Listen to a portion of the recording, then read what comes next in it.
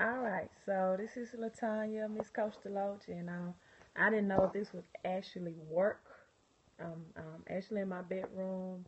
It's my first time using Periscope, maybe a little dark in here. So while it's showing, I'm just going to go ahead and get started. I see a couple of people on, but my intent was to record live and try to share my link. I didn't think anyone would actually log on because I never used the app. So, my topic is how or why am I paying tithes and offering and I can still be broke? That topic of discussion is coming from Malachi in the Bible, chapter 3, and I'm paraphrasing the verse because I'm not reading anything, but the Malachi chapter 3 begins, how can a man rob God? And again, it quotes a man, and he said, yet you have robbed me. And how have you robbed me? Through tithes and offering. But he said, prove me this day, herewith says the Lord of hosts, that if you will begin giving your tithes and offering, then I will open up the government, the windows of heaven, and pour you out a blessing that you will not have room enough to receive. Now, again, it says he will pour you out a blessing, not pay you a blessing. So, this is really for people who are giving tithes and offering. If you don't believe in tithes and offering or you're not giving, I would like for you to watch and stay on anyway. And maybe I'll do a video explaining what tithes and offering is, but this is not an explanation of what tithes and offering is. This is for people who are giving, but they are not seeing what Malachi 3 is saying, that I will open up the windows of heaven, pour you out a blessing that you won't have room enough to receive. In fact, they may be struggling to financially, or struggling prosperity. So let's talk about the Bible. What is the Bible? Well, first of all, the Bible is not a book about religion, right? The Bible is not a book about religion. The Bible is about a king, his kingdom, and his kids, his citizens, those who accept Christ in their life.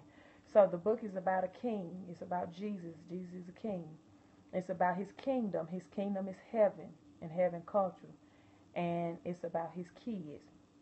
The purpose of God was to extend his kingdom or heaven culture on this earth. So Adam was created as a king over earth, a king to dominate a territory. God told Adam to have dominion over the earth. He told him he had freedom to eat all the trees in the Garden of Eden except one tree, the tree of knowledge. But God wanted him to manage that garden. He gave him specific duties, and he wanted us to have dominion over the earth, over this real estate, over land, and to bring heaven's culture to earth. And a lot of time, a lot of Christians are praying about going up to yonder, going to heaven. But that's just the opposite of God, of what he wants to do. So try to stay on the topic of tithing, but if you really read into the New Testaments, the four Gospels, you will see that God is always talking about the kingdom of heaven is like, the kingdom of heaven is like, the kingdom of heaven is like. So that was his purpose. He wanted us to rule and reign on earth, bring heaven's cultures on earth. He wanted his kids, this kingdom, his culture of heaven to be on earth. So what is tithing? What exactly is tithing? Well, tithing is the minimum. Okay, God said at the minimum of 10% of what he wanted his people to give. It's the minimum of what he wanted. He said, if you just give the minimum, I can get you started.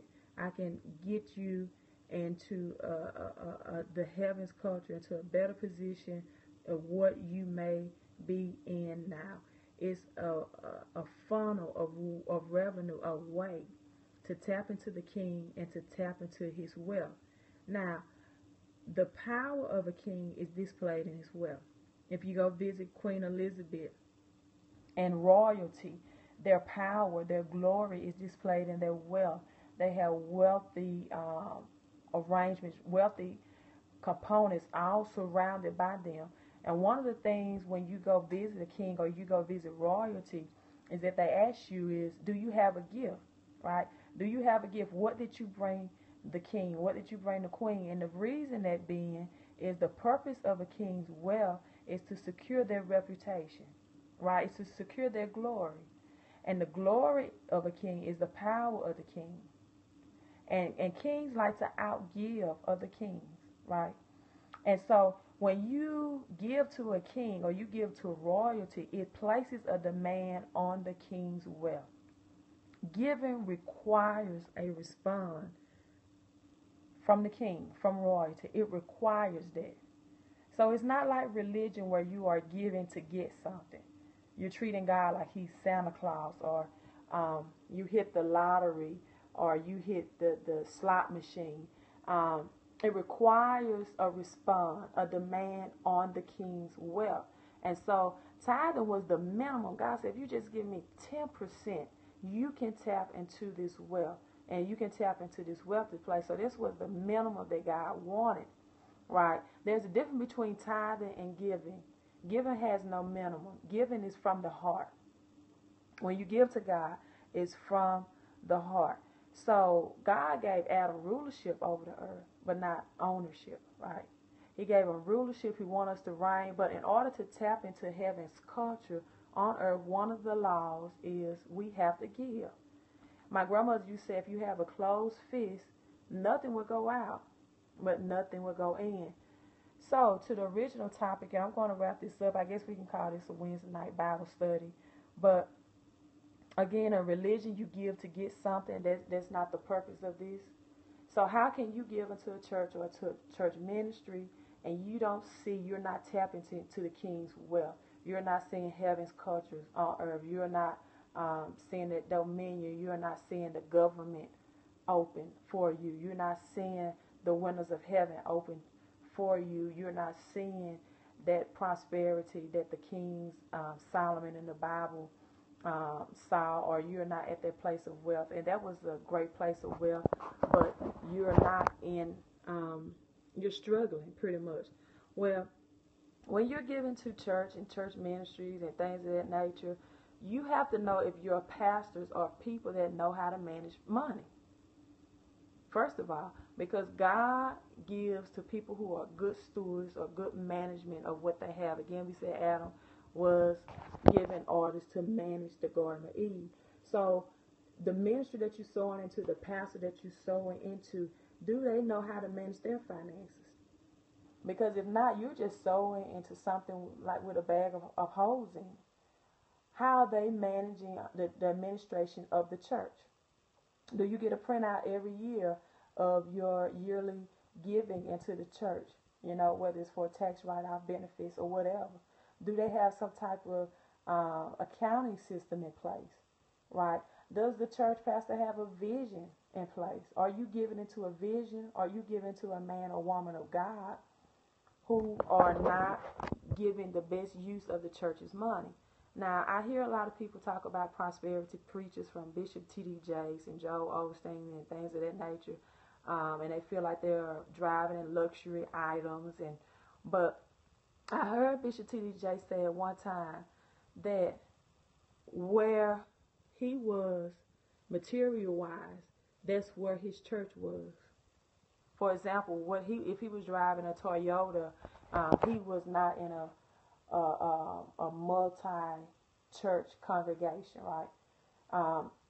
His congregation and his church building looked like whatever his house and his material things looked like. But as he grew into a multi-church and multi-ministry, as his church grew, then so did his material belongings.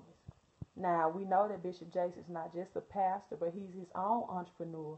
So he had T.D. Jakes Ministries, and then he had the Potter's House, which is a different entity. And he manages the church money well, the finances. And not only is he blessed material-wise, but so are his members, right? But I would think it would be out of order if, let's say, a pastor that has 100 congregation church or less than 500 members is driving a Mercedes or a Lex, or let's say BMW, a $70,000 or $80,000 car, and they have their car note is just about the same as the church mortgage.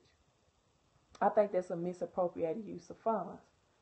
Or the pastors are splurging in luxury items and taking vacations, and they're stressing maybe 10 people or 5 people to give, and they're paying an 800 or $1,000 car note, and the mortgage on the church is 6, 7.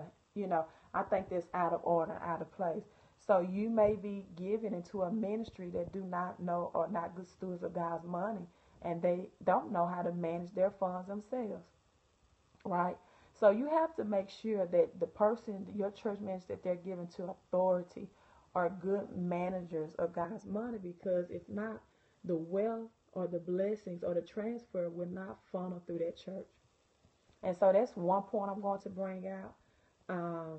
Giving, a lot of people say, well, if you can't pay your bills, or you have bills on your own, and how can you afford the tithe? Well, remember, there was a widow woman, right? And her son was starving. You can, see his ribs, and she was going to bake a cake, and she was going to die. It was her last meal. And she was at the point of death, and a prophet came, and she gave her last. And by her giving her last, that opened up the funnel. That allowed the law, the wealth transfer, to tap into the king's wealth. Give it to a prophet. He said, if you give a prophet, you receive a prophet's reward.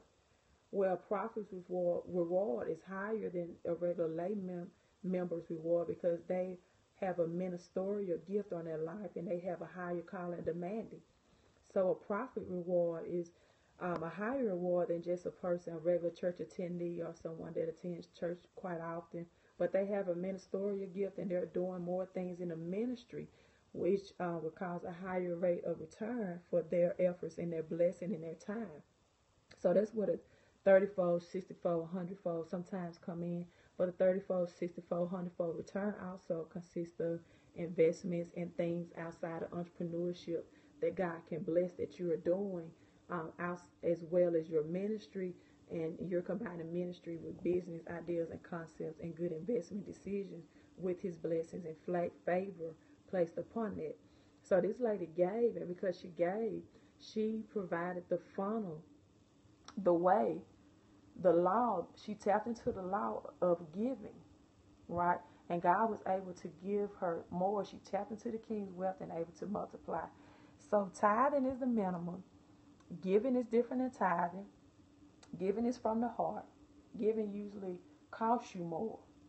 It costs you something, right? When the poor woman gave her corn, everybody else was giving out their abundance, but she was giving out of her lack. That moved God. That was more compassionate to God. So it cost her more, and she gave. That's what giving is, where it costs you more. Giving may be your last, or giving may be given out of your lack, or giving may be above the 10%. Some people are not giving the 10%. They are giving above 10%, above the minimum, because they understand the concept that they just love God, and they're giving to the King and His kingdom. And I won't say they're not expecting a return, but they know that a return will come. It's just kingdom way. When you give into a king, you put pressure and demands on a king's wealth, and it's just a byproduct of kingdom lifestyle. So hey, I'm signing off. This is our Wednesday night Bible study. This is Miss Coach DeLoach. If you joined, you left, it's recorded live again. It's my first time using Periscope, and I hope you learned something. God bless you, and remember, give. It shall be given unto you in good measure, pressed down, shaking together, and running over. Who will men? God will cause men on this earth to give unto your bosom. Be blessed and have a good night.